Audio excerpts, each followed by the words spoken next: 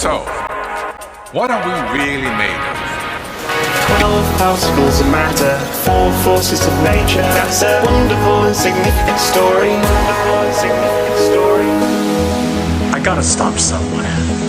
I'll leave you something to imagine.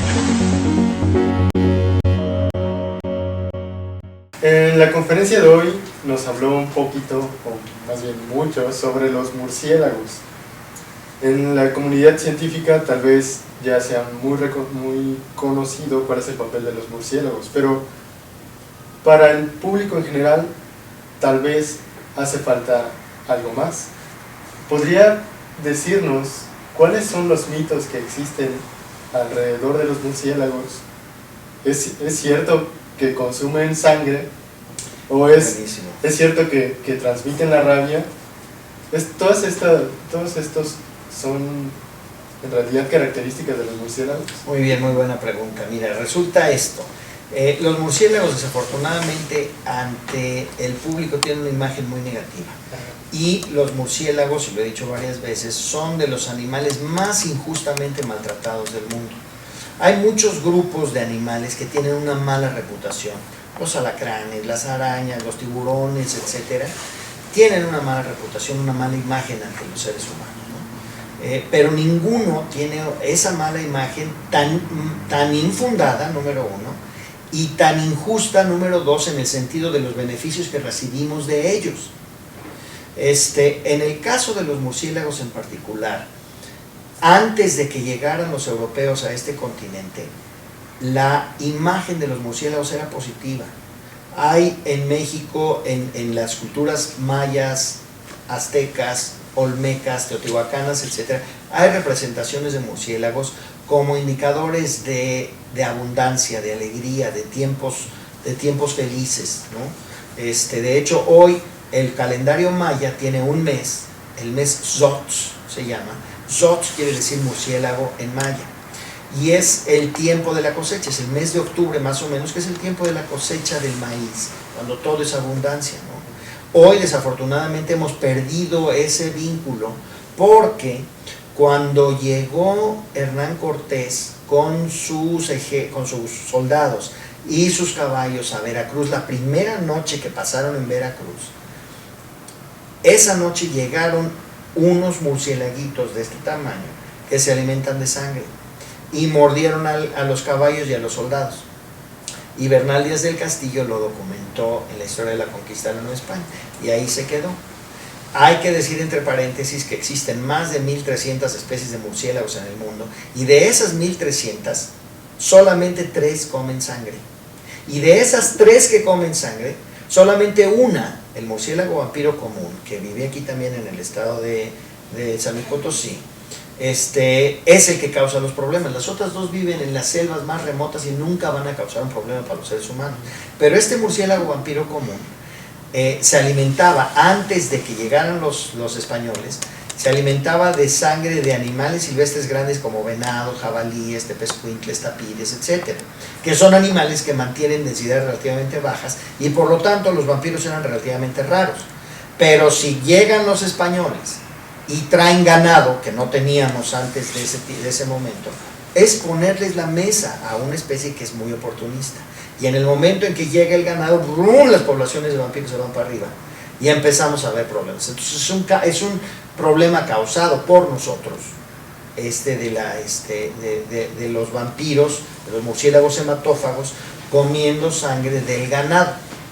Bueno, regresamos a Bernal Díaz del Castillo. Ahí se queda esa historia de que hay unos animalitos que en la noche vienen y muerden a los soldados en el pie o a los caballos en las orejas, etcétera, y les comen la sangre. Ahí se quedó. Ahora dámosle fast forward, ¿no? 300 años, y entonces aparece un novelista irlandés que se llama Bram Stoker, que escribe una novela que se llama Drácula.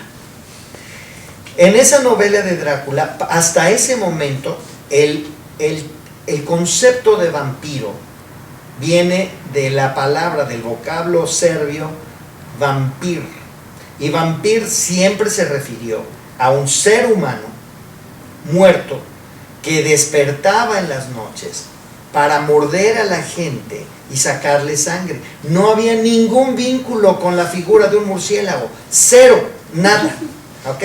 Y vampir viene desde la Edad Media en Europa. Bueno, pero luego llega Bram Stoker, escribe su novela maravillosa, sensacional, que le he leído muchas veces, que es Drácula, ¿no?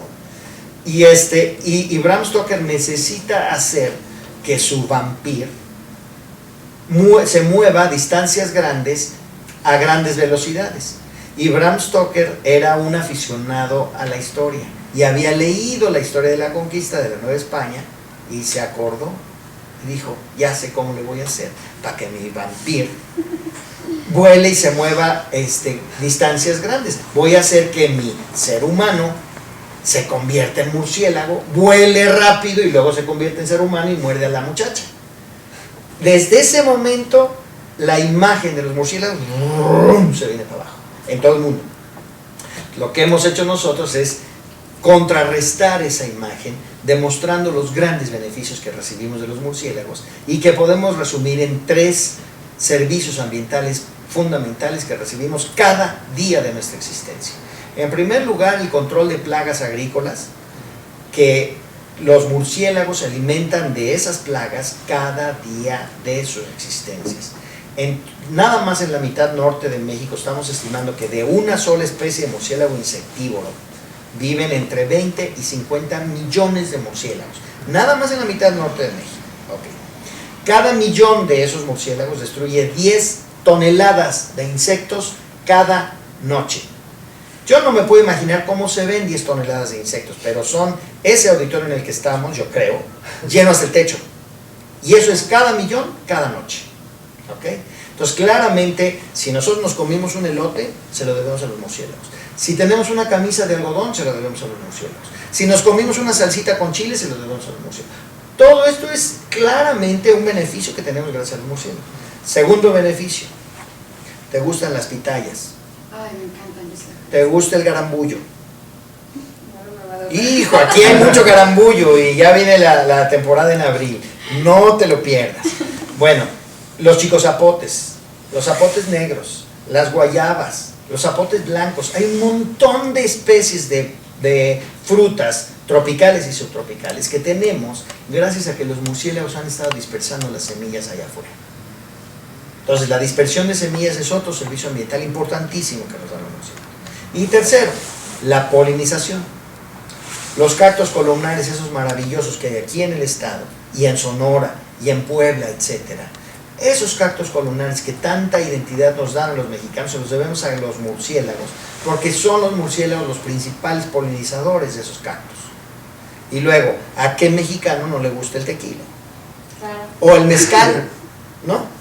Pues, ¿qué crees? Se lo debemos a los murciélagos, porque los murciélagos son los que polinizan los agaves tequileros, mezcaleros, bacanoreros y lo que tú quieras y mandes. El pulque se lo debemos a los murciélagos, el tequila a los murciélagos, el mezcal a los murciélagos. Entonces, esos 3 beneficios tocan nuestra vida diaria, día sí y día también. Les debemos por lo menos el beneficio de la duda de dejarlos en paz. Esto de que son sucios, esto de que son feos, esto de que son malos, lo siento, pero es completamente falso. Doctor Rodrigo, estamos muy contentos de que esté aquí en Prismatic.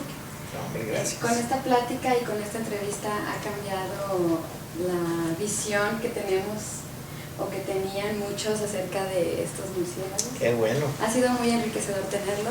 Y si da tiempo, a mí me gustaría que nos contase un poquito, porque generalmente las personas de los científicos nos tienen como Bichos raros. o que somos como Ciro ópera loca, o que estamos todo el tiempo, ¿no? Y como también en Prismatic, uno de los objetivos es que las personas se acerquen a la ciencia y no la vean lejos. Quisiéramos saber cómo fue que usted decidió en su vida ser científico. Bueno, pues ciertamente todos tenemos algo de locos, ¿eh? Eso seguro. Pero esta locura creo yo que es una locura buena, es una locura que le hace falta al mundo. Yo empecé en esto del estudio de los murciélagos muy jovencito, muy jovencito, más joven que pues cualquier estudiante que me haya caído en las manos, porque realmente yo desde muy chavillo, desde bebé, yo tenía la idea de estudiar animales, de ver animales, de conocer más de los animales. Desde mi infancia más temprana siempre he estado fascinado cada vez que yo tengo la oportunidad de ver un animal en el medio natural, se me olvida lo que está alrededor y nada más me enfoco en lo maravilloso que es ver a un ser vivo que está interactuando con una planta o con otro ser vivo de su misma especie o lo que sea, ¿no? Eso ha marcado mi vida realmente de tal forma que yo a los 11 años tuve la gran posibilidad de aparecer en televisión en un programa que se llamaba Los 64,000 pesos y allí me vio la gente que trabajaba con mamíferos en ese tiempo en el Instituto de Biología de la UNAM. Me llamaron por teléfono, me dijeron, oye, pues si quieres seguir aprendiendo de mamíferos, vente con nosotros, te llevamos al campo. O sea, a los 12 años fue la primera vez que yo entré a una cueva ya a estudiar murciélagos. Fue pues un sueño hecho realidad. De ahí en adelante realmente yo no he cambiado un ápice, la verdad. La verdad te lo digo, si ahorita se aparece un murciélago ahí, me voy a olvidar de la entrevista y me voy a enfocar en ver qué murciélago es, ver qué comió, ver dónde vive, etcétera, etcétera, platicarles a ustedes de lo que es y lo voy a liberar, ¿no? Eso siempre me va a pasar hasta el último día de mi vida. Yo me voy a apasionar cada vez que veo un ser vivo de ese estilo. Entonces, el mensaje básico es: no tenemos que tenerle miedo a la ciencia de ninguna manera. Los científicos no somos, sí somos locos, pero no somos locos que estamos aislados de la sociedad y que estamos buscando maneras de dominar al mundo. No, al revés, estamos tratando de encontrar soluciones para que el mundo tenga un futuro tan brillante como el que tenemos el día de hoy. México necesita 10 o 100 veces más científicos de lo que tenemos.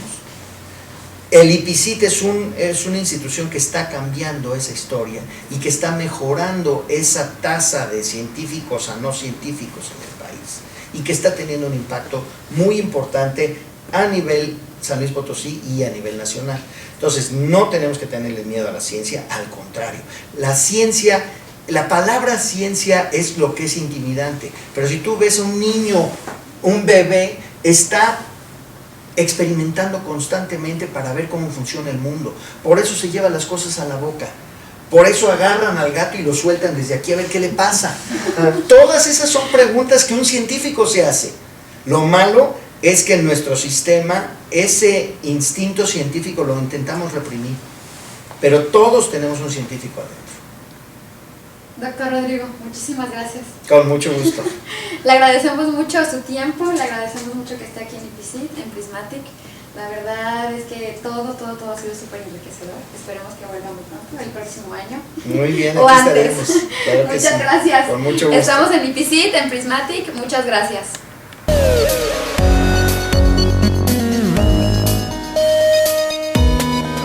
The quantum theory offers a very different explanation of our world.